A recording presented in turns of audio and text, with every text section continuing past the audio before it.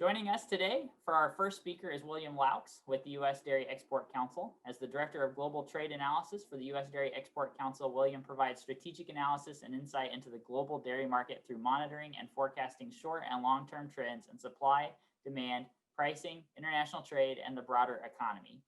Ever since growing up farming corn and soybeans in rural Iowa, William has remained close to his agricultural roots. Prior to joining U.S. Dairy Export Council, William was the Government Affairs Manager for the International Dairy Foods Association in Washington, D.C., and he holds a master's degree from the Loux School of Economics. Thanks for being with us today, William, and at this point, I'll leave the program in your capable hands. All right, thank you, Ben, and thank you for the invitation. It's a real pleasure to come and speak with you all. I was also coached before this by one of my colleagues that it's the Ohio State University, so I'll make sure I get that right. And I'll go ahead and share my screen right now. All right. Okay, so I get the pleasure of talking to you all today about the global dairy market outlook. And I am sure many of you who are choosing to listen into this know already why it matters to you. But number one, I'll just kind of go through a few things here. For one, the United States ships about 1 day a week worth of milk overseas. And in order to keep that product moving and to keep the US markets balanced, we need that international market being strong and going forward for US dairy exports. And then on top of that, in order to keep the market strong, the US generally needs to be competitive on price in class 4 products, or at least in non-fat dry milk / skim milk powder, as well as dry whey on the ingredient side. Generally, it's the international market that's going to be driving that price that's going into your milk checks. Versus cheese and butter, which tend to be more domestic driven, but the United States still exports quite a bit of cheese, and we are in fact the #1 largest single country exporter of cheese in the world. So what's happening internationally matters a lot to what's going on in your farm going forward. But today, I'm pretty much going to talk about what the outlook is like rather than trying to give an overall assessment of the market situation. So let's get right into it.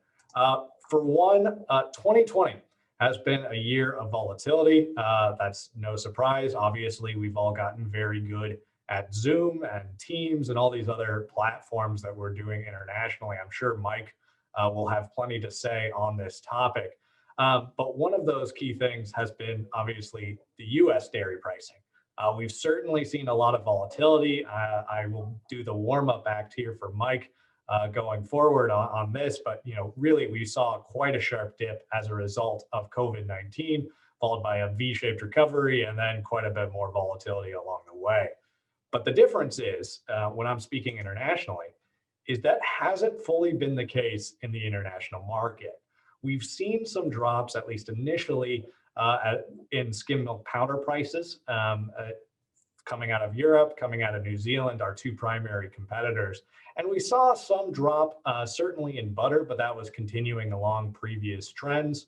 And cheese, a drop in recovery, but nothing close to what's happened this year in the block cheddar and class 3 market going forward. So certainly we've had a lot of volatility in the US, but internationally that hasn't been as much the case, considering that global demand and the fundamentals internationally have been much more steady compared to what we've seen here in the United States. Global dairy trade is growing pretty consistently. Year over year, it grows around 2 to 3% every single year. But then what we've seen since COVID, actually in the second quarter and third quarter, is global dairy trade, i.e. how much product is moving internationally, has actually accelerated as a result of COVID, rather than what we were perhaps expecting, which was some demand crunch internationally. So that is something to keep an eye on going forward. And I do want to talk a little bit about what's driving that before we look ahead to the next year. So number one is who's been driving it? Who are the big demand growers so far? Number one has been China this year. I'll touch on why in a second. But they've seen certainly the largest expansion of total dairy trade in the world, followed not too far behind actually by the Middle East, North Africa. Those have certainly been some of the fast growing regions, but it's not just them. It's CIS, that's primarily Russia, has been buying a lot more from their Western neighbor, Belarus, and Southeast Asia has been buying a lot. That has actually become the US's #1 market in the world in terms of dairy export volume so far this year, which has been quite an accomplishment considering the amount of effort that it's taken to get there by US dairy exporters. But Oceania has also been buying quite a bit. They buy a lot of lactose to standardize their milk powders. And they've also been buying quite a bit of cheese, or at least Australia has, certainly of US origin there too. But Japan and Korea also growing. A lot of US cheese ends up there. Korea is our #1 market, alternating with Mexico a lot of the time, and Japan is our #3 market. So they've both been buying more cheese. And Sub-Saharan Africa is also. But really the weakness has come from our Latin American and Mexican neighbors to the south. Part of that in Latin America is due to tourism, but Mexico is more a result of lack of powder demand there, either a combination of what's been happening with their economy. They're forecasted to decline by roughly 9% in GDP terms going into next year, or excuse me, in 2020, with potentially not as strong of a bounce back going into next year. So that's something to keep an eye on, considering they are the US's #1 export market in terms of value still, and formerly were in volume. So that's a really important market for US exports and keeping US product moving overseas and having that growth potential. So we do need Mexico to be back, and I think they will be, but that's one thing to keep an eye on. But let's turn back right now to what I mentioned on China. Why is China growing so much? Well, #1, it's been a recovery in whey. Now, obviously, this is feeding into that class 3 price, but China really dropped off in their whey demand in late 2018, early 2019, as a result of what was happening actually in their pig industry. They have the largest, or formerly had the largest swine herd in the world in 2018, but then they were inflicted with African swine fever that basically dropped their total pig population in half. And considering whey is primarily a feed ingredient to the Chinese industry, that really took a hit on overall demand coming from China in terms of how much they were buying from dry whey. And it's also worth noting, they're about 1/3 of total whey demand in the world. So they really do matter a lot for these international markets. So we saw that drop last year was partly why dry whey prices were weak in 2019, but have since started to recover in 2020 because China is going gangbusters on, I suppose, the expectation that their swine herd is back. All indications seem to be their swine herd is in fact not back, but they're buying like it is. And so that's been enough to support the market going forward. So that's certainly been one of the key drivers right now as to why China's growing. And that's been about 2/3 of the growth that we've seen this far out of China. But even if you exclude that, even if you take out that whey, there's still good demand in the international market right now for dairy products around the world, which is perhaps one of the most bullish signs I've seen for dairy in a lot of these markets going forward, is the fact that demand has increased in basically every single product category that's shipped internationally. Skim milk powder is the biggest category. That is up this year, not quite as much as last year, but still up, which is impressive. Cheese is also up quite a bit. You can see here whole milk powder. Whey, as I've mentioned, butterfat is up, lactose is up, and the higher proteins, milk protein concentrate, whey protein concentrate, and isolate, that is all up significantly. And the US competes in a lot of those categories, especially on the skim side. The US isn't a big exporter of whole milk powder or butterfat by virtue of US pricing, but on the whole, on the skim side, in skim milk powder, cheese, whey, lactose, milk proteins, and whey proteins, the US is competitive in the international market and has been showing strong exports thus far. So overall, despite the volatility that we've had in 2020 in the US pricing system, the US has actually kept exporting and is on pace for a record year of total US exports, finishing out the year of 2020, which is a pretty strong accomplishment considering all that's been going on. But demand has been good, and the US has been taking advantage and growing its share in East Asian markets. But this is an outlook seminar. So I do want to talk a little bit about where we go from here. Oh, excuse me. So I'll just skip straight to this side then. For one, there's a lot more milk supply coming. So certainly demand has been good so far in 2020, but so has supply. And that's partly put a lid on some of the market potential growth, or at least the pricing growth that we've seen. Mike can talk about some of the US milk production outlook, but we saw 2% growth in September. We will get, or 2.3% growth in September. We will get October's here later this week. And I would be amazed if it comes underneath 2% growth. And that is a lot of milk coming inbound as we get towards the end of the year. The US is adding cows, especially out west. And so that's going to add a lot more supply, but it's not just the United States. Europe is also increasing its milk production. We saw growth of 1.3% out of Europe in September, with really no member state lagging. In the past, it's been helpful in some sense that the Netherlands was declining to get under various environmental regulations. That's no longer the case. They're growing again. Ireland is growing very fast, assuming they have good weather for their pasture conditions. Germany, the largest producer in the European Union, is growing, as is France, who had traditionally, been a much slower growing country. So overall, you've got Europe adding a lot more milk to this equation too.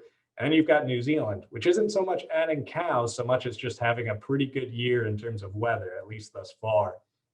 Now, there are some indications they're not going to be growing quite as fast in the back part of their season, since this is now on the southern hemisphere, their spring flush that they're undergoing right now.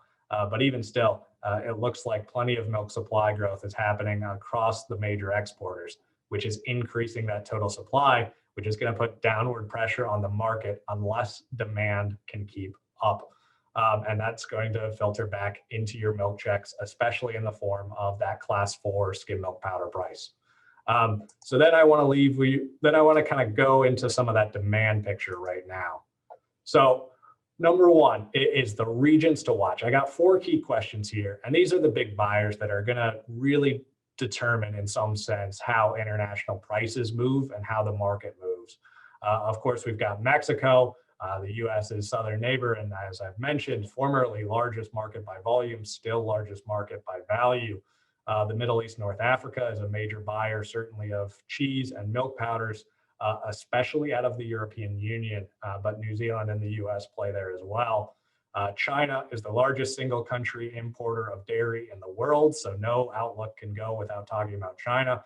And then Southeast Asia has been crucial to the United States export success this year, and so we need to be looking at that as well. So I got 4 key questions here, and then I know I don't want to run over time since I imagine there will be some questions in the chat.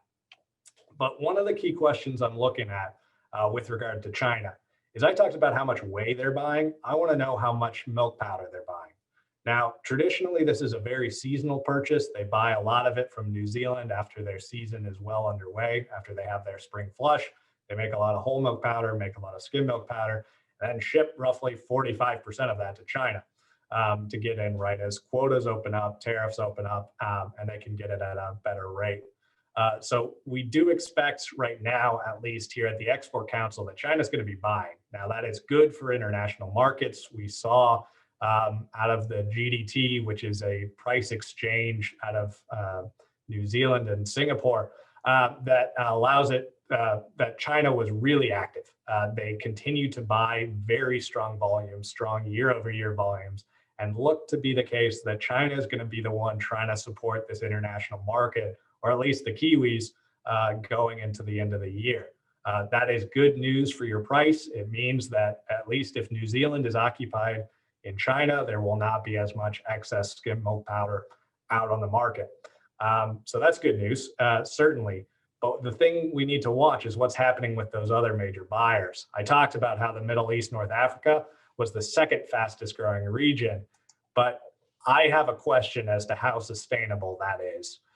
As we look at trade going to the region of milk powders, it looks to be quite a few ebbs and flows and looks to be a steep buying pattern that doesn't seem to be borne out by total consumption. I think what was happening within the Middle East is they were taking advantage of lower price powder also at the time that they wanted to build inventories.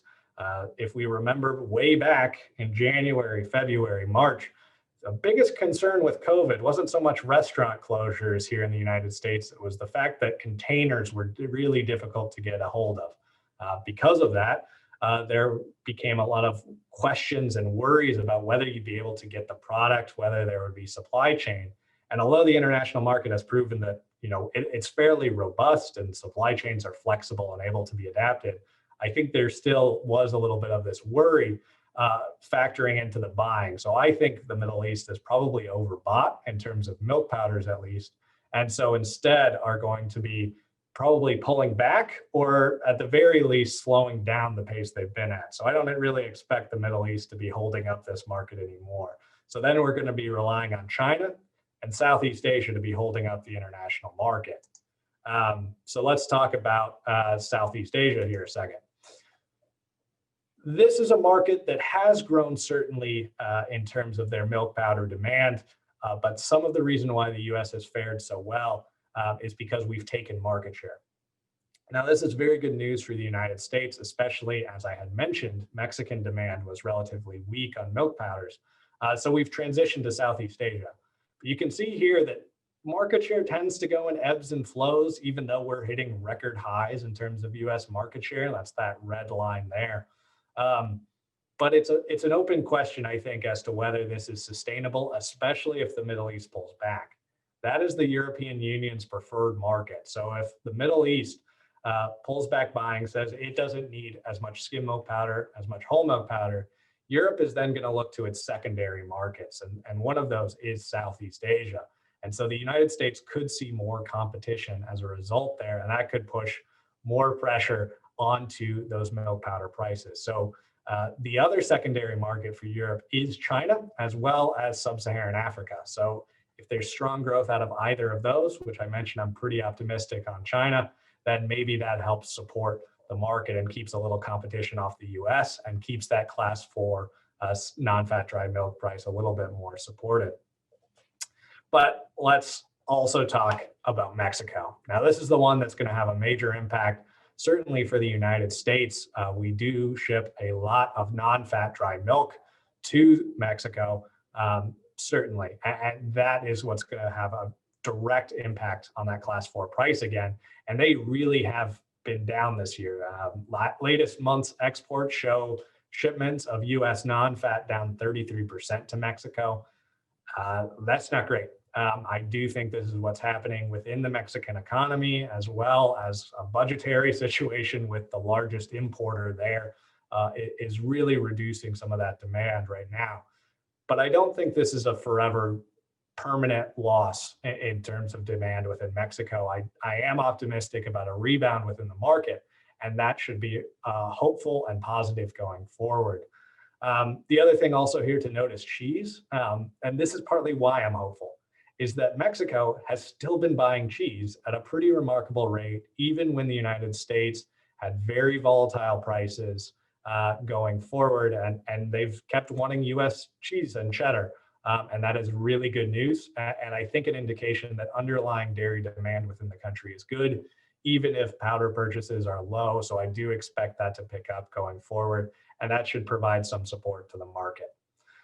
But before I go and before we turn it over to Mike to talk more about why it matters to you, I'll talk a little bit about the wild cards that are going to affect US dairy going forward in the international market, at least. So I made these slides about a week ago, and this one is already delayed, unfortunately. The US cheese price has fallen very rapidly. And when I made this, the US was still priced well above world market levels. That's no longer the case. We're back to being at least relatively competitive if you combine the block and barrel cheddar markets. And so overall, I would expect that the US is going to continue to export some cheese, but there will still be a cost to having the United States above those world market prices for so long over the course of the summer and fall. So exports may see a drop off here as a result of cheese. But even still, the fact that the United States has been able to export more cheese, even under these difficult conditions, really does speak to abilities of farmers and processors and exporters to really commit to the international market, because that is where 94% of the world's 96% of the world's population lives.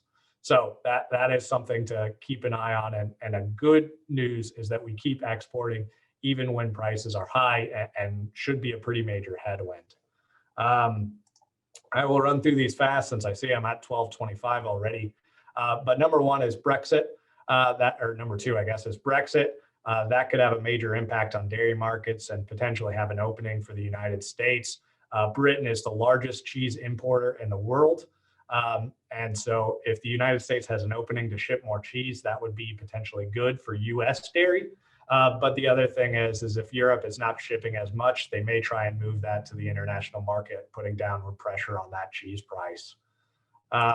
Finally, India is shipping more skim milk powder onto the world. So that is another factor that we need to watch, is how much they're moving, but that's going to put downward pressure on the skim milk powder, non-fat dry milk price. And finally, COVID is not over by any means, certainly here in the United States, but around the world too. That will have impacts on demand going forward. But as we've seen, dairy is resilient. We've seen continuing demand in spite of COVID-19 in the international market so far this year. But we need to keep a vigilant eye as to what's happening going forward. So with that, I think I finished right at 12:25. So I have some time for questions or so before I get to turn it over to Mike, who gets to talk about the actual prices, and I can avoid that question. Yeah, thanks, William. We really appreciate that. That was excellent, and appreciate you being with us. Again, for any of the attendees in the audience, if you have questions, please submit those in the Q&A box. William, I got one for you as we wait for some of those to come in. One of the things that we heard a lot about when we were renegotiating USMCA was the potential to export more dairy to Canada. Do you have any comments or analysis on the ability of our ability as U.S. producers to export milk and dairy products to Canada? Yeah, so USMCA is interesting on a couple levels. So one is the potential to export more to Canada. One of the major things that we were exporting to Canada under NAFTA was ultra-filtered milk and milk proteins. This was a big part of the market there that were going into cheese fortification within Canada. That looks to be a potential opening again as a result of USMCA, because back in 2017, Canada started these two new classes called Class 6 and 7 that basically restricted a lot of the use or undermined US price competitiveness within Canada for those products. And so now they've eliminated those as stipulated under USMCA. So that may create an opening there for some more of those products to at least get back what we lost. The other thing I'll note is that there is increased access for certainly whey products and a few others. So I do think there's some potential there. But to me, the biggest victory out of USMCA was actually that elimination of Class 6 and 7. Also put in effect restrictions on Canada to stop dumping effectively their excess skim onto the world market at below market levels.